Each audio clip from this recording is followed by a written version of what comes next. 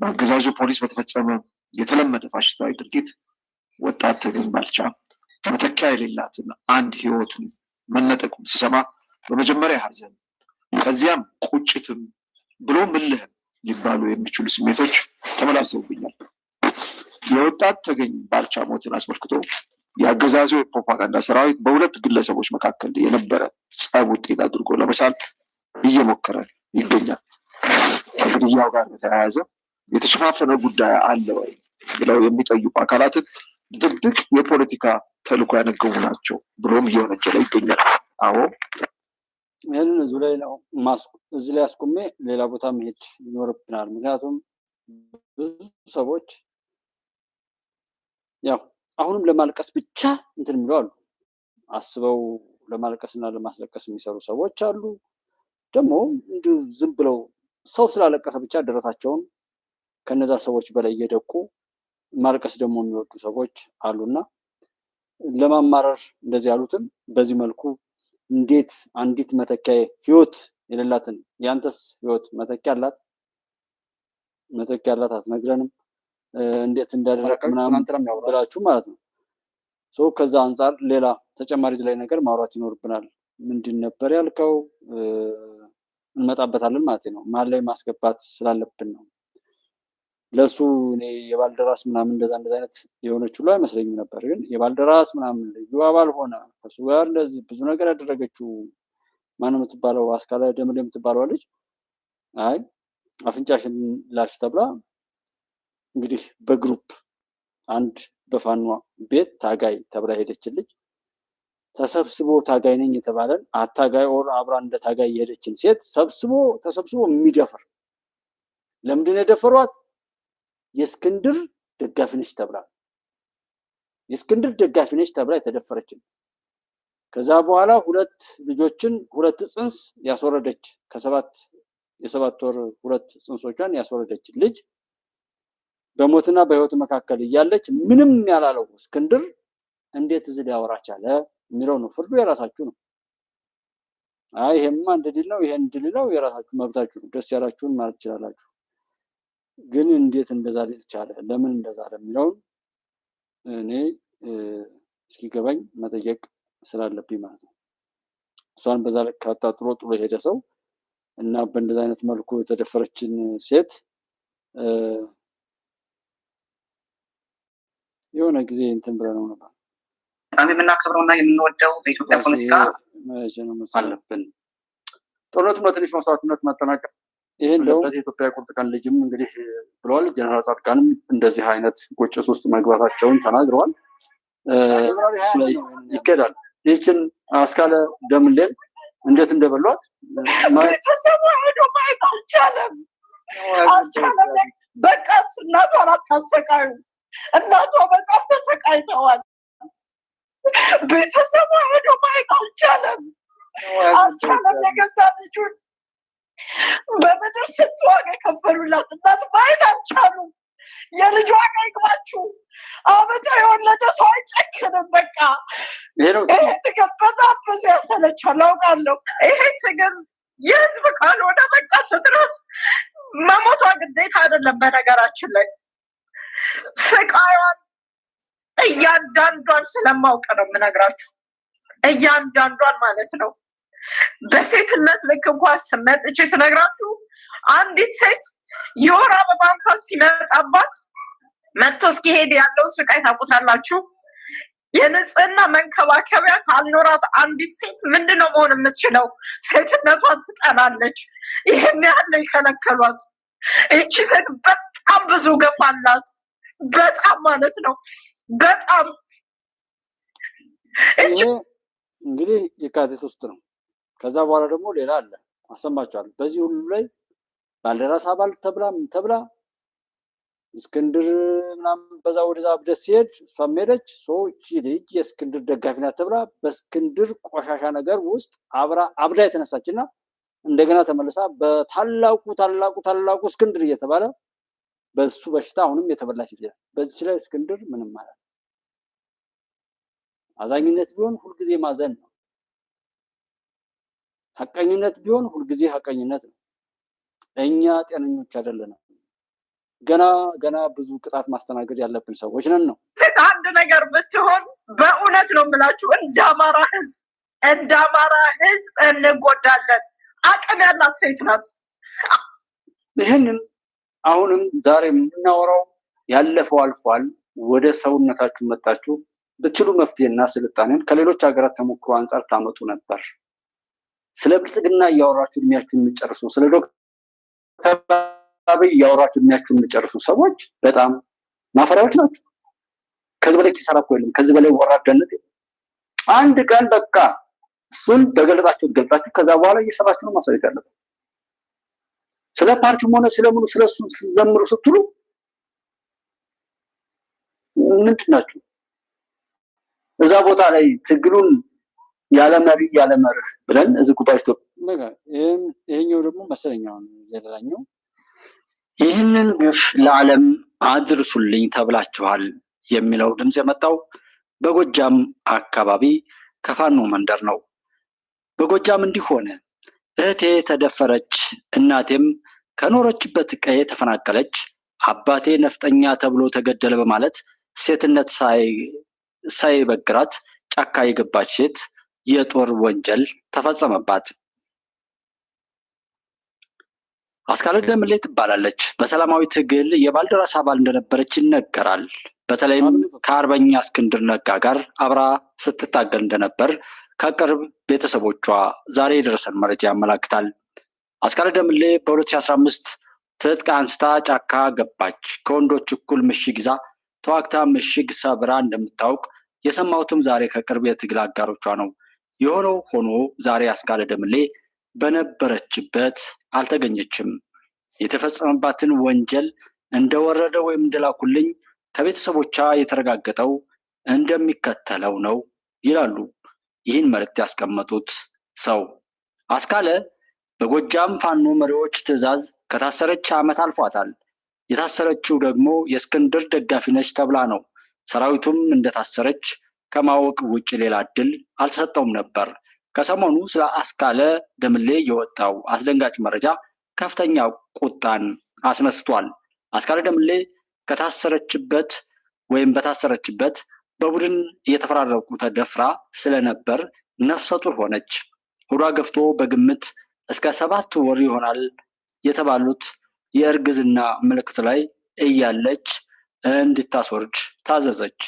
መውለድ እፈልጋለሁ ብትልም ልጁ የማን እንደሆነ ስለማይታወቅ በቡድን በመደፈሯ ምክንያት ማለት ነው መድኃኒት አሰጧት። አስካለ መንታ አስወረደች፣ ራሷንም ሳተች። በአሁኑ ወቅት አስካለን ይጠብቁ የነበሩ ፋኖች ቅያሬ በሚል ምክንያት ከእርሷ ተለይተዋል።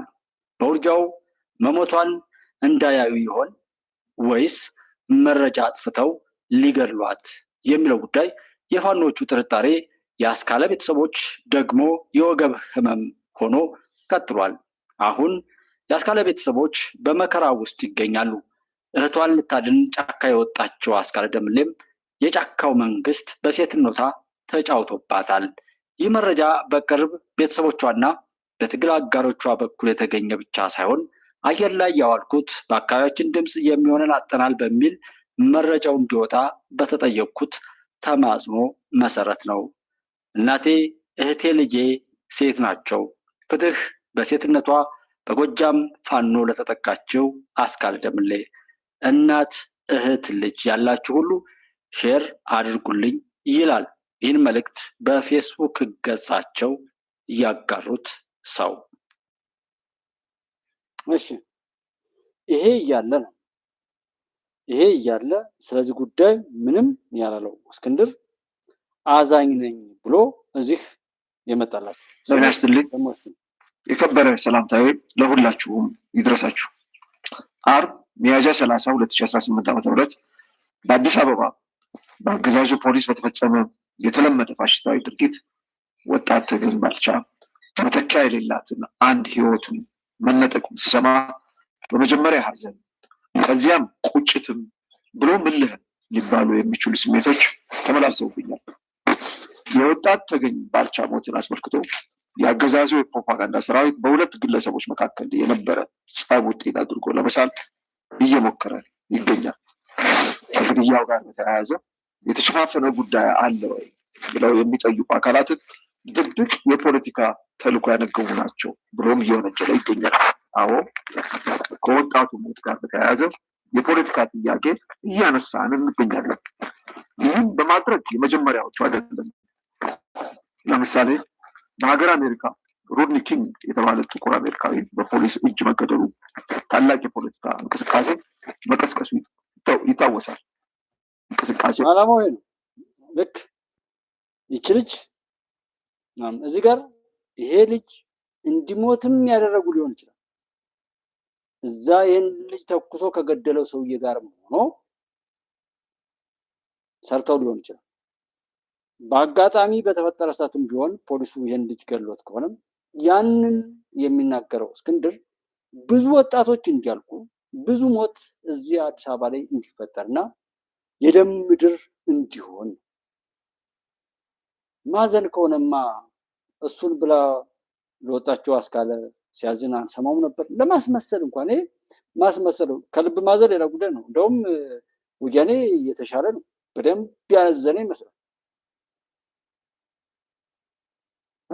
አሜሪካ እንደ ሀገር ራሷን ለመመርመር መነሻ ሆኗት ዲኢአይ የተባለ ታላቅ ሀገራዊ መዋቅራዊ ፍተሻና ማስተካከያ ለማድረግ አብቅቷታል። ከ15 ዓመታት በፊት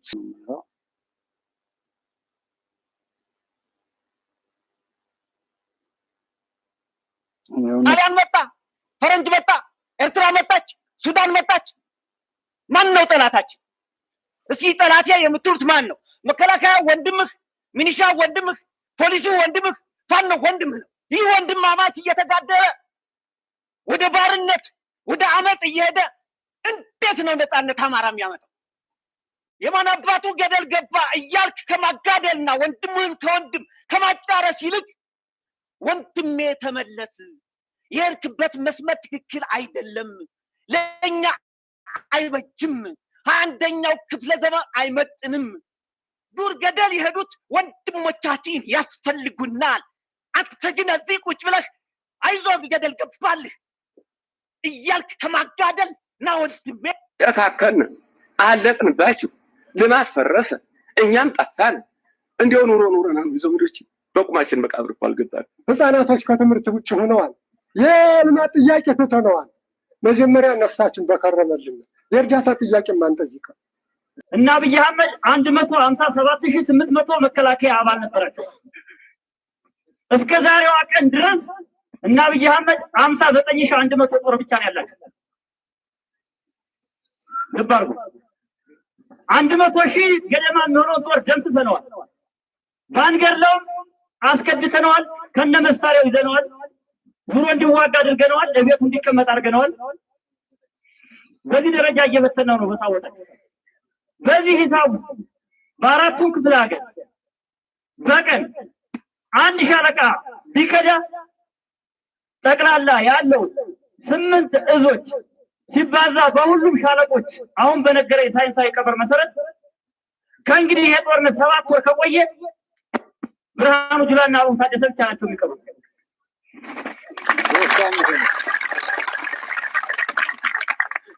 ፎቅ ሳይናድብን፣ ድልድይ ሳይሰበርብን፣ ባንክ ሳይዘረፍብን፣ ገበሬው እያረሰ እያዘመረ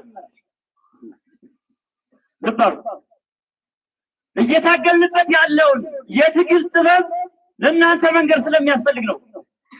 እጅግ ኃይል ቆጥበን ገንዘብ እየለመንን ገንዘብ እየጠበቅን እኔ ባንክ ገብቼ 1,000 ብር ካለኝ እሷን ነው የማወጣው። ሌላ አለካ ድርሻዬ ስላልሆነ አገር እየመራው ስለሆነ ይሄ በጠላቶቻችን ሌላ መደናበር ነው የፈጠረው። ዓለም አቀፉ ማህበረሰብም በዚህ ደረጃ ነው የሚረዳው። ፋኖነትን ጠብቀን ጀግንነቴ ነው የኢትዮጵያዊነትን እሴትና ልማድ ጠብቀን እንደ አይነት ከምንዋቀው እንደ አይነት ጀግና ከፈለግን በአንድ ሳምንት ከአማራ ክልል ጥርግርግ አድርገን እናስወጣዋለን። ግን ድሮን አለው፣ ጀት አለው፣ ዙ23 አለው፣ ሞርተር አለው፣ ቢኤም አለው። እኛን ሊዋድን ስለመጣ ከተሞቻችን ንጹሃን እንዳይሆን ብለን ነው በዚህ አይነት ሳቦታጅ የምንሄደው እንጂ 30 ደቂቃ የማይዋጋ ጠላት በሳምንት ጠርገና ፍጦ ነው። አዝናችሁ አርበኛ ዘመነ ካሴ አንድ መድረክ ላይ ምን አለ? ታጋይ ሆነህ አሁን በ5 ደቂቃ የምታፈርሰውን ድልድይ መንግስቱ ነው በ5 ዓመት አገለግለውምና አደራችሁ እንዳታወድሟል። ድልድይ እንሰብራለን አላለም እንዴ?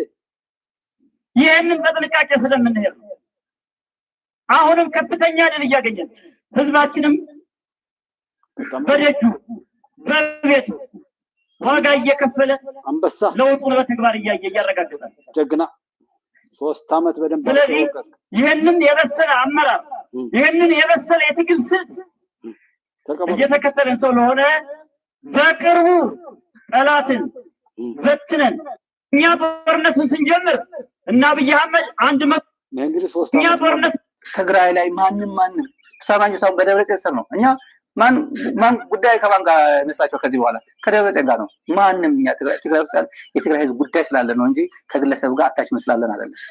ደብረጽዮን ጋር ነው የምንወርደው።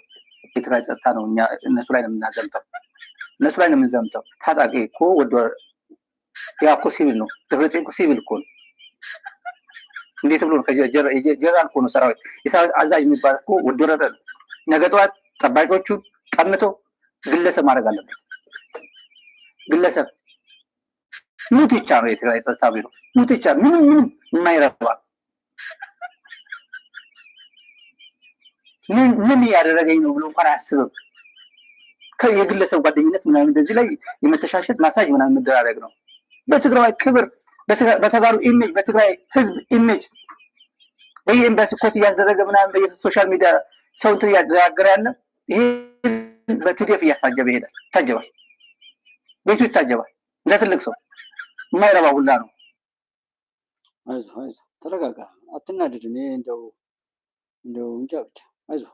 ለማንኛውም አትናደድ። እሺ የሚመቸን ጌታቸው ነው አሉ። ጌታቸው ፕሬዝዳንት ሆነ። ጌታቸው በፍጹም አንፈልግም ብሎ አባረሩና የሚመቸን ታደሰ ነው አሉ። ታደሰ ተመረጠ። አሁን ደግሞ ታደሰ ሲባረሩ እንጠብቃለን። መንግስት በሚመለከት ስምምነቱ ከሁሉ ፓርቲዎች ውጣጣ ነው። እኛ ምን አለ አንፈልግም፣ ብልጽግና አይፈልግም። ግድ የለም እናንተ የሚመቻቸው ምረጡ አሉ። የሚመቸን ጌታቸው ነው አሉ። ጌታቸው ፕሬዝዳንት ሆነ። ጌታቸው በፍጹም አንፈልግም ብሎ አባረሩና የሚመቸን ታደሰ ነው አሉ። ታደሰ ተመረጠ። አሁን ደግሞ ታደሰ ሲባረሩ እንጠብቃለን። እነሱ ባሉ ቁጥር የሚፈልጉትን መስጠት ጥሩ ነው። በዛም ይሁን በዚህ እውነት ሆኖ ይቀጥላል። ውሸትን እንደዚህ በሚበጀው ነገር ላይ ትኩረት አድርገን እንሂድ። ከልኩ የሚያልፍ ነገር አይደለም በሁሉም ቦታ ላይ እና እስክንድርም ቢያወራ ማር ውሸት ቢያወሩ ዘመነም ቅድም እንደሰማችሁት ቢቀልድ መሳይም እንደዛ ቢናገር አትገረሙ፣ አትደነቁ። ሁሉም ቦታውን ይይዛል። እነሱ ያሉት ይሁት እንደዚህ ነው። ደጋግሜ እንትን ምለው እንዳልኳችሁ ነው። እውነታውን ለማስረዳት ያክል እንጂ ቅንጭብጭብ ነገር ሆኖ ከችግሩ ጫፍ ላይ አድርጋችሁ ቦታ አይጠቅም። ነገሩ ሰዎች እንዲገባቸው ነው ማውራት ያለብን፣ ከሱ አንጻር ማለት ነው። በዛ ስሜት ልንረዳው ይገባል። ግን ከልኩ ያልፍም። በሱዳን በምናምን የሚባለው ነገር ውሃ የማያነሳ ስለሆነ ነው። ያንን የምታወራው ግብጽ ስለሆነች ሱዳን ላይ ማነው ምንድን ያደረገው? ግብጽ ምን ፈልጋ ነው እንደዛ የምትለው?